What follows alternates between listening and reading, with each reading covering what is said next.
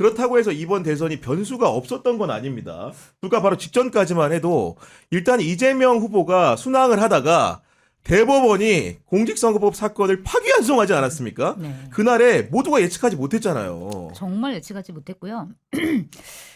저는 사실은 사법부에 대해서 어떤 평가를 하는 거에 대해서 굉장히 주저하는 편이에요. 왜냐하면은 어떤 사법부가 어떤 법적인 예를 들어서 판단을 내놓았을 때 그 법적인 판단에 대해서 내가 평가하기 시작하면 사실 끝이 없거든요. 맞아, 그러니까 맞아. 진영에 예. 따라서 그거는 평가할 수 있는 거니까. 근데 이번 대법원의 선고 같은 경우에는 법적인 내용보다는 거기서 뭐 때문에 이게 유죄다라고 했다기보다는 그 기간, 짧은 기간 동안 이거를 판단을 했고 그다음에 정말 제대로 그 대법관들 사이에서도 회의가 없었고, 그러니까 그런 어떤 절차적인 문제들이 정치적으로 해석될 수밖에 없는 부분들이 분명히 맞아요. 있었던 거예요. 네. 그래서 유권자의 한 사람으로서 기자가 아니라 유권자의 한 사람으로 봤을 때 그럼 어떻게 하자라는 거지? 어떻게 하려고 지금 대법원이 저런 선택을 하는 거지?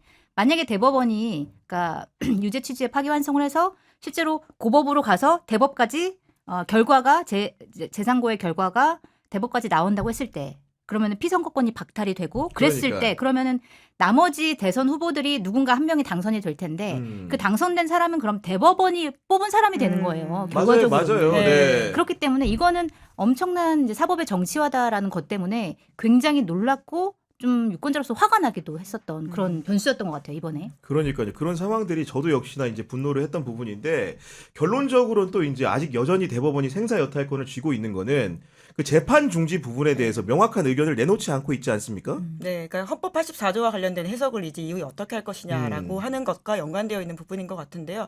물론 이제 대통령 선거가 치러진 이후에 있을 논쟁으로 보이긴 합니다만은, 그러니까 여전히 대법원과 관련되어 있는 사람들의 어떤 고민, 뭐 사법개혁 네. 이슈가 결국 이번 대선의 주요 아젠다가 될 수밖에 없다는 생각이 들고요.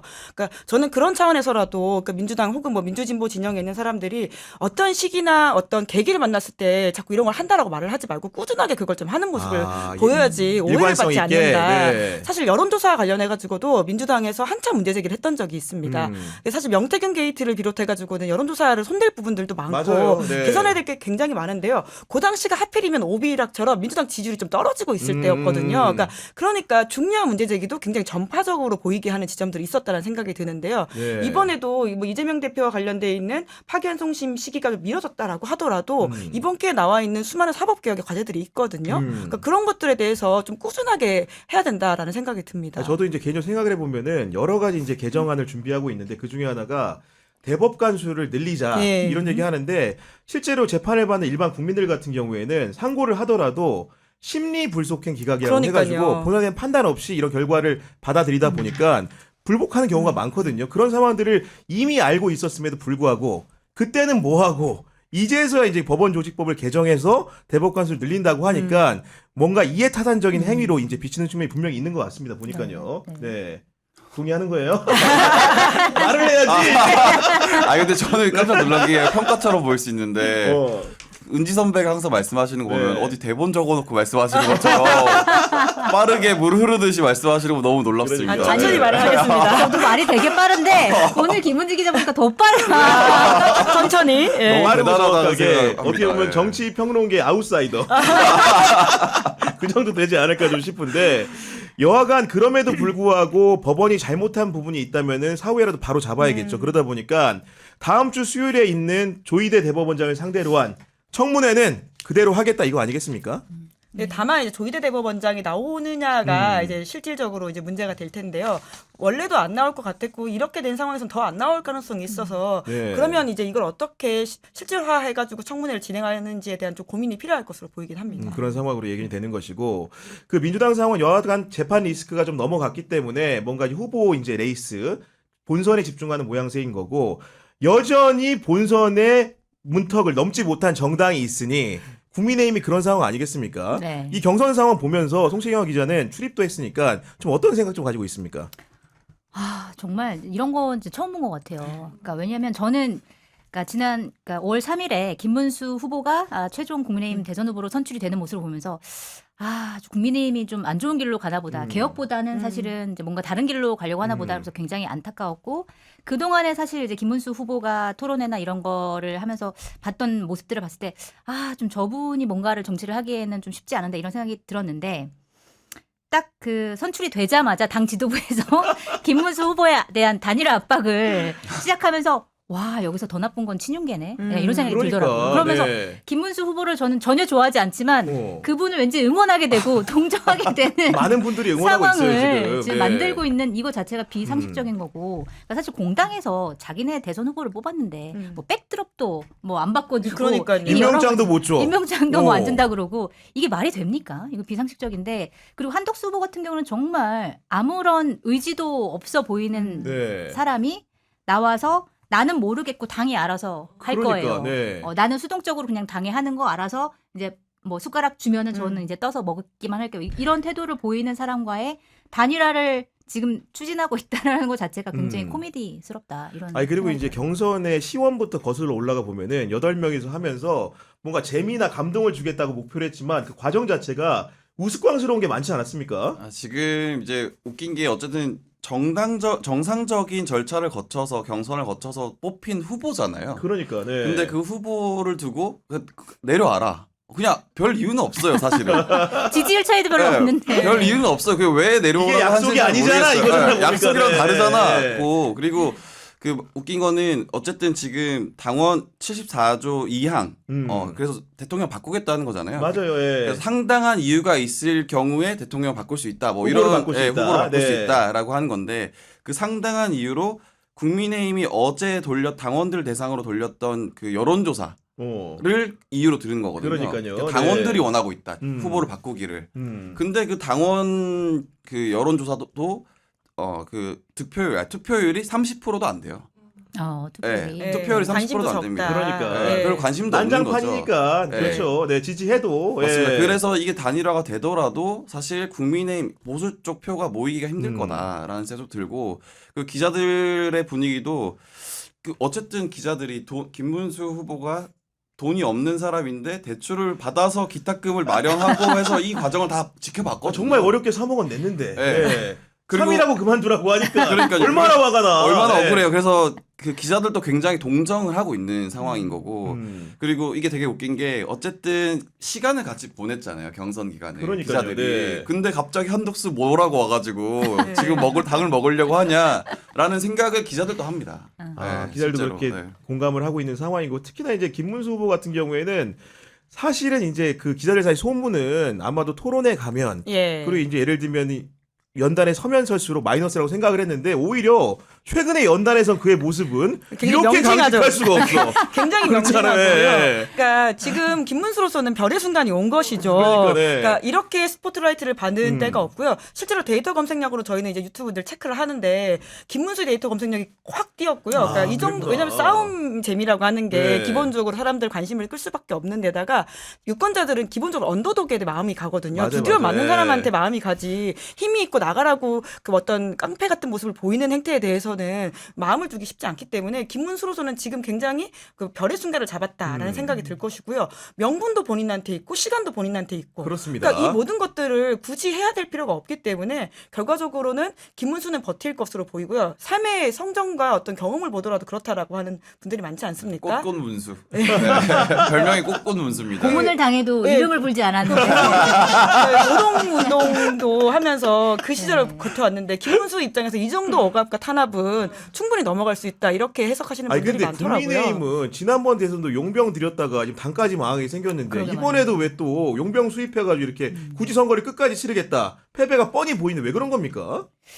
저는 정말 이 고질적으로 바깥에서 정치적인 인물을 수혈해 오는 이 문화 자체가 저는 바뀌었으면 좋겠다는 생각이 들고 사실 국회의원들도 그러니까 예전에는 보좌관 출신 분들이 국회의원으로 많이 가고 했거든요. 맞아요. 네. 그런데 지금은 그런 문화가 거의 없어지고 그냥 바깥에서 다 외부 전문가들 모셔와가지고 국회의원 하고 이런 식으로 하는데 그러다 보니까 중진이라고 하더라도 정치적인 스킬이라든지 아니면은 그러니까 사람들과 대화를 나눈다든지 아니면 정말 갈등을 조정하는 능력이라든지 이런 게 굉장히 떨어져요. 그런 거에 대한 이제 문제의식을 갖고 있는 상황에서 지난번 대선에서 그렇게 바깥에 들여와서 망했는데 이번 대선에서 또 한덕수를 들여온다는 것 자체가 데려와서 정말 예. 이해가 안 가는데 이거는 진짜 많은 분들이 뭐 이렇게 분석을 하듯이 당권 네. 때문에 당권을 놓치지 않기 위해서 바깥에서 데려오면 음. 이분이 이제 당권을 주장하기는 힘드니까 네. 본인들이 쭉 그냥 당권을 가지고 있겠다. 그리고 사실 당권이라는 게 뭐 지도부가 돼서 내가 대표가 돼서 뭐 이게 음. 아니라 공천권이잖아요. 그러니까 내년에 지방선거, 맞아요. 그 다음에 네. 총선.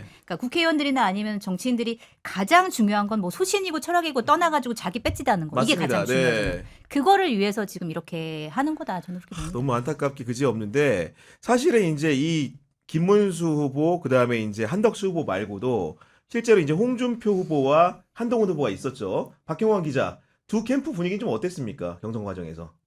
이게 되게 재밌는 말이 도는 음. 게 지금 그 김문수 후보가 단일화에 대해서 목리를 부리고 있다라고 이제 국민의힘에서는 얘기하잖아요. 그러니까 차라리 한동훈이 됐으면 좋았을 거다.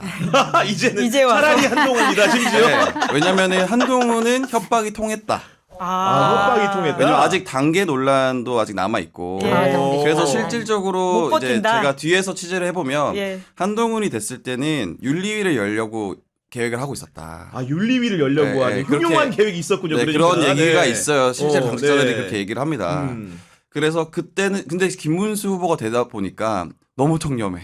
너무 윤리적이야 사람이. 너무 도덕적이야. 너무 뭐가 없어요. 네. 제가 어제도 사실은 저녁에 좀 뻗치기를 했는데 김문수 봉천동 후보 집에? 네, 네. 잠깐 만났는데 오. 뭐 따로 별말을 안 하셨는데 네. 그 만날 수 있었던 이유가 거기에 현관문에 이렇게 도어락 같은 게 이게 요즘 아파트처럼 네, 요즘 그런 게 없다. 아파트처럼 예. 그 현관이 없어요. 1층에 이게 네, 여는 그냥 바로 다 뚫려 들어갈 수 있어요. 있다. 그러니까 예. 제가 기다리면 만날 수밖에 없는 거예요.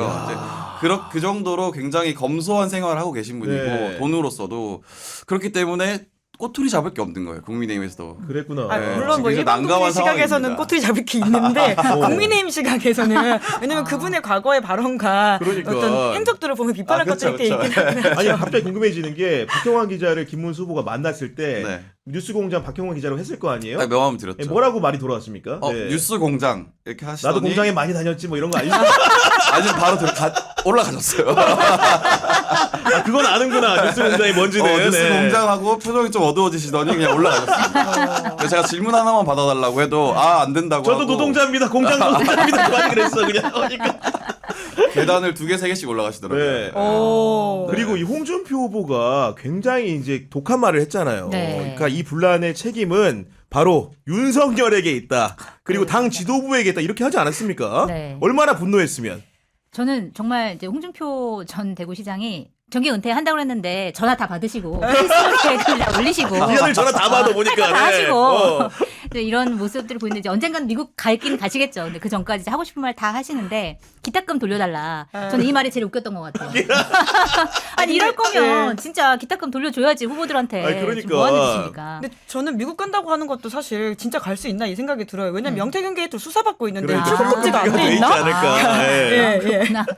근데 홍준표 전 시장 같은 경우는 저는 경선 과정에서 약간 실망하긴 했거든요. 왜냐면 예전에 좀 홍준표의 모습은 좀 아니다. 약간의 이제 뭐랄까 톡톡 튀는 그런 것들이 좀 많이 사라지지 않았나. 재기가 약간 네, 좀 재기 발랄한 게 사라지- 조금 네. 사라지지 않았나. 그리고 막 중간에 나 그만하고 싶네요. 막 이렇게 되게 지친 모습 이런 거 보이면서 그런데 오히려 이제 경선 떨어지고 나니까 네. 하시는 이제 워딩들이 다 맞는 말. 어쩜 이렇게 맞는 말을 하시나. 그리고 한동훈 전 대표도 사실은 경선 떨어지고 나서 이제 단일화 논란이 벌어지자마자 이럴 줄 몰랐냐 이렇게 얘기를 했는데 이상하게도 한동훈 전 대표가 얘기하면 되게 얄밉고 이거는 이제 받아들이기 쉽지 않겠는데 이렇게 생각이 드는데 홍준표 전 시장 얘기하면 되게 막 뭐랄까 유쾌하고 재밌고 약간 이렇게 느껴지는 측면이 분명히 있는 것 같아요. 그리고 홍준표 시장이 제가 알고 있기로는 보수 언론들 위주로 만나지만 한결에 대해서는 굉장히 공을 많이 들인 걸로 알고 있고 예전에도 보면 인터뷰를 네. 한결에는 꼭 해줍니다.